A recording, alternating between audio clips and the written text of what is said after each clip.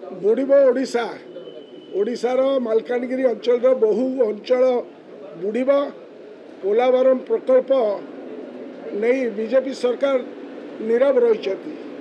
आज विधानसभा आगत मुलतवी प्रस्ताव पर आलोचना करने जो मना करागला ता अत्यंत दुखदायक एवं एथिपाई बीजेपी सरकार जो नीरव रही से अत्यंत आश्चर्यजनक। पोलावरम प्रसंग में दीर्घ वर्ष है ओडिशार दाबी प्रति अवहेला प्रदर्शन करा जाउथिला बेले ओडिशार बीजेपी सरकार आसिया परे आशा करा जाउथिला ए विवादर समाधान होब। कारण 21 लोकसभा आसन 20 बीजेपी विजयी होइछि। उभय केंद्र और राज्य बीजेपी सरकार एवं आंध्र रे ताकर सहयोगी सरकार। तेणु ओडिशार न्यायसंगत दाबी प्रति केंद्र में बीजेपी सरकार सहानुभूतिशील होब, समस्यार समाधान करिब। किंतु दुर्भाग्यर विषय केंद्र सरकार संपूर्ण नीरवता अवलंबन करने संगे संगे ओडिशार कटा घारे चून लगेला भली कार्यक्रम करिसेंती। पोलावरम प्रकल्पर पानी को आंध्र रायलसीमा अंचल को नेबा सह सेठारे जलसेचन पर योजना करा जाइछि एवं प्राथमिक भाव में एठिरे 80,000 कोटी टंका आंध्र व्यय करिबो बोली जणा पड़िछि। आंध्र सरकार का योजना ओडिशा पई अधिक विपद सृष्टि करिबो बोली आशंका करा जाई आमे ओडिशार स्वार्थ पई आलोचना दाबी रखिथिलु। संप्रति वर्तमान प्रकल्प मालकानगिरी विशेष भाव में क्षतिग्रस्त होगाक जाउछि।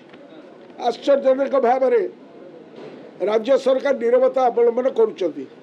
ओडिशार अस्मितार प्रसंग को सुरक्षा प्रसंग को जो माने आयुध करी सरकार को आसीचंती पोलावरम परी संवेदनशील प्रसंग में ओडिशा अस्मिता कुआडे गला हजिगला बोली साधारण प्रश्न उठुची। तेणु आज आम ये जो डिमांड करूँ जो गोटा डेडलाइन रखी आमर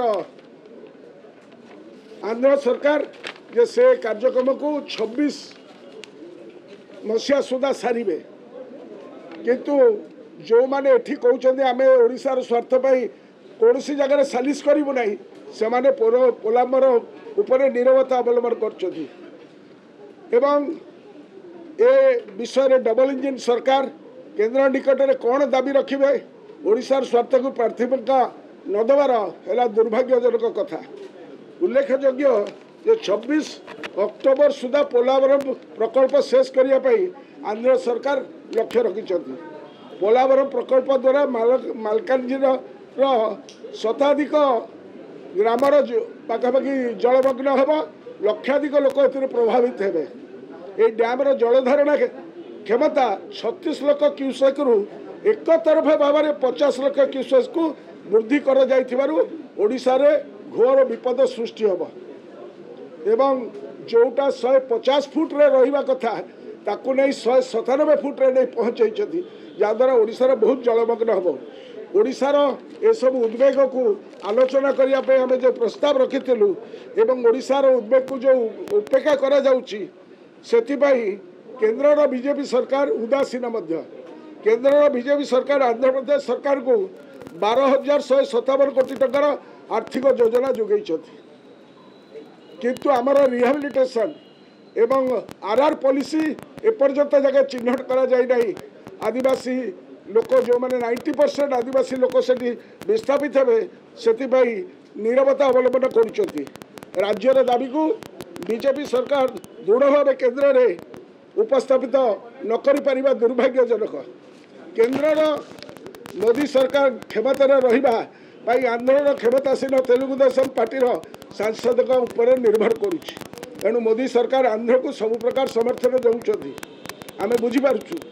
ओडिशार बीजेपी दलर केंद्र पाखे छिड़ा होगाकू ताकर जू ना केंद्र बीजेपी नेतृत्व दिन विशेषकर मोदी शाह प्रति अहेतुक भय दुर्बल नेतृत्व जो ओडिशार बीजेपी सरकार नीरव रोच।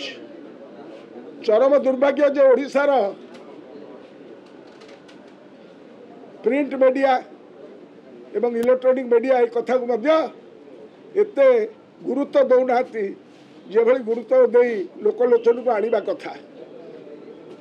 पोलावरम प्रकल्प हो कि महानदी जल समस्या हो केंद्र सरकार ठारे ओडिशा बीजेपी दाबी अत्यंत दुर्बल कारण केंद्र नेतृत्व प्रति अहेतुक भय और क्षमता को जाबुड़ी धरी रही मनोवृत्ति बुड़ब ओडिशा से ओडिशा बीजेपी किसी जाए आसेना क्षमता ही सर्वस्व से आम आज डिमांड करुचु आज हाउस रे डिस्कशन है नहीं आम व्हाइट पेपर डिमांड करुचु आम सर्वदलीय कमिटी है केंद्र सरकार के पाखे ओडिशा राज्य दाबी को आमर गृह जरिया मान्यवरा स्पीकर के जरिया कमिटी जाई दिल्ली रे आलोचना करी ओडिशार स्वार्थ को जगी रखापी दाबी रखुच